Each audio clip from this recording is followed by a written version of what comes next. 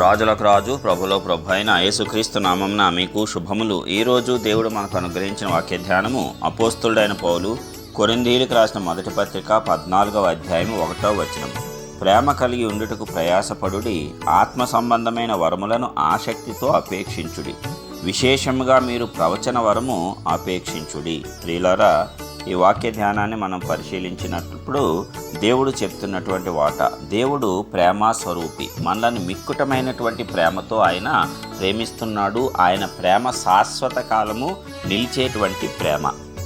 తల్లి కంటే తండ్రి కంటే అధికంగా నేను నిన్ను ప్రేమిస్తున్నానని కూడా దేవుడు మనకు సెలవిస్తున్నాడు. కాబట్టి మనము కూడా దేవుని స్వభావ లక్షణమైనటువంటి ప్రేమ కలిగి ఉండటానికి ప్రయాసపడాలంట. ఎందుకంటే ప్రేమను అంత ఎక్కువగా చూపించాలి అంటే అది ప్రయాసే. అందుకనే ప్రయాసపడుడి అంటున్నాడు. కష్టపడు, అయినా సరే ప్రేమను కలిగి ఉండు అని చెప్తున్నాడు. అంటే ప్రేమను చూపించుట, ఇతరుల పట్ల ప్రేమను కలిగి ఉండుట కష్టముతో కూడినదే. ఎందుకంటే మనకు కోపం వస్తూ ఉంటుంది. మనము వారి యొక్క చర్యలను బట్టి, వారి మాటలను బట్టి మనం వారిపైన కోపిస్తూ ఉంటాం. మనకు నచ్చదు. అయితే దేవుడికి కూడా మన యొక్క క్రియలు, మన పనులు, మన మాటలు, చేతలు కూడా నచ్చకపోయినా మనను ప్రేమించి మనం ఇంకా పాపులమై ఉండగానే మన కోసం ఆయన ప్రాణం పెట్టాడు. అక్కడ ప్రేమ అనేది కనిపిస్తుంది. కాబట్టి నీవు నేను క్రీస్తు యొక్క స్వభావాన్ని ధరించుకున్నటువంటి వారముగా ఆ ప్రేమను లోకానికి కనపరచవలసిన వారముగా ఉన్నాము. అందుకే ప్రేమ కలిగి ఉండటకు ఏం చేయాలంట? ప్రయాసపడాలి, కష్టపడాలంట. పర్వాలేదు.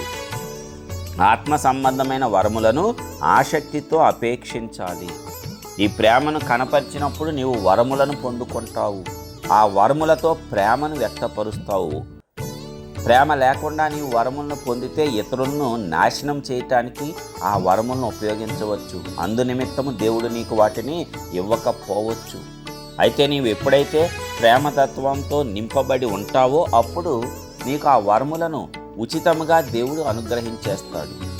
నీలో ప్రేమ స్వభావం నిండినప్పుడు దేవుడిచ్చినటువంటి వరములను నీవు ప్రేమతోనే ఉపయోగిస్తావు. ఎవరి నాశనానికి నీవు ఉపయోగించవు. దేవుని యొక్క నీతి అది. ఇంకా విశేషంగా దేనిని అపేక్షించాలంట? ప్రవచన వరము. ఎప్పుడైతే ప్రేమతో నింపబడి ఉన్నావో అప్పుడు నీవు అన్ని వరాలను అపేక్షించు. అందులో ముఖ్యంగా ప్రవచన వరాన్ని అపేక్షించు. కోరుకో.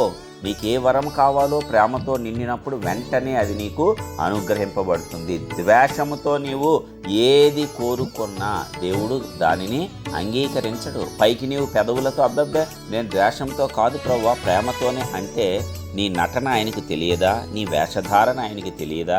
ఏమి చూస్తాడైనా? నీ పెదవుల నుంచి వచ్చేది చూస్తాడా? నీ హృదయ అంతరంగంలోంచి వచ్చేది చూస్తున్నాడా? హృదయ అంతరంగంలో నీ ఆలోచన ఎలాగుంది? నీ తలంపు ఎలాగుంది? నీ భావన ఎలాగుంది? ఎదుటి వ్యక్తి పట్ల నీ యొక్క ప్రవర్తన ఎలాగుంది? నీకు ఆలోచన పుట్టక మునిపే చూస్తున్నాడు ఆయన. నీ మాటలు ఎందుకు పట్టించుకుంటాడు? వ్యర్థమైన మాటలు, పెదవులతో పలికే మాటలు, డంబంగా పలికే మాటలు, స్వనీతితో పలికే మాటలు ఏమాత్రము దేవుడు పట్టించుకోడు. నిజమైన ప్రేమతో హృదయాన్ని నింపుకో. చెడుతనమును హృదయంలో నుంచి తొలగించుకో. హృదయము నిండిన దానిని బట్టి నోరు మాటలాడుతుంది. హృదయంలో ఒకటి పెట్టుకొని నోటిలో ఒకటి మాటలాడితే అది వేషధారణ. వేషధారులను దేవుడు వ్యభిచారులతో పోల్చాడు. కాబట్టి చాలా డేంజరస్. హృదయపూర్వకంగా ప్రేమను చూపిద్దాము. ఏ వ్యక్తినైనా సరే ప్రేమించే స్థాయికి ఎదుగుదాం. దానికోసం మొరపెట్టాలి దేవుని యొద్ద. శిష్యులు ఎన్ని మార్లు క్షమించాలి అని అడిగినప్పుడు 7 మార్లు మట్టుకు అంటే 77 మార్లు మట్టుకు అంటాడు యేసయ్య. అయితే మా విశ్వాసాన్ని పెంచు. అంతలాగా మేము క్షమించలేము. కాబట్టి అంతలాగా ప్రేమించలేకపోతున్నావా? విశ్వాసాన్ని పెంచమని దేవుని యొద్ద మొరపెట్టు.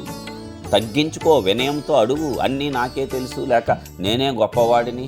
కొంచెం వాక్యం తెలిస్తే చాలు, కొంచెం ప్రార్థన చేయటం తెలిస్తే చాలు. ఇతరుల కంటే తమను తాము నీతిమంతులుగా చూసుకోవటం దేవుడు హర్షించడు. కాబట్టి నిజమైన ప్రేమ నింపుకో. హృదయాన్ని పరీక్షిస్తాడు. మరొక్కసారి జ్ఞాపకం చేసుకో. హృదయ అంతరంగాలను పరిశోధించు యెహోవా.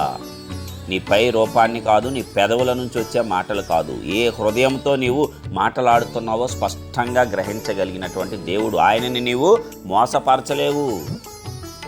మోసపోకుడి దేవుడు వెక్కిరింపబడడు. నీవేదో దేవుణ్ణి మ్యానిపులేట్ చేద్దామనుకుంటే కుదరని పని. కాబట్టి నిజమైన ప్రేమ స్వభావాన్ని పొందుకుందాం. అప్పుడు ఆయన ఇచ్చేటువంటి ఆత్మవరాలు అద్భుతంగా మనలో పనిచేస్తాయి. ప్రవచన వరం కూడా మనలో పనిచేస్తుంది.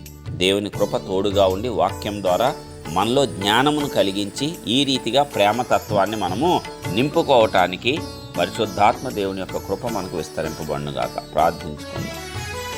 మహోన్నతుడైన గొప్ప దేవా, ప్రియ పరలోకపు తండ్రి, నీ ఘనమైన శ్రేష్టమైన నామానికి వందనాలు చెల్లిస్తున్నాం. ఇప్పటివరకు కాపాడిన విధానం అంతటిని బట్టి నీకే వందనాలయ్యా. ఇదిగో ప్రతి విధమైన వ్యర్థత నుంచి తొలగించి ఆశీర్వదించి మీ నామాన్ని ఘనపరుచుకోండి.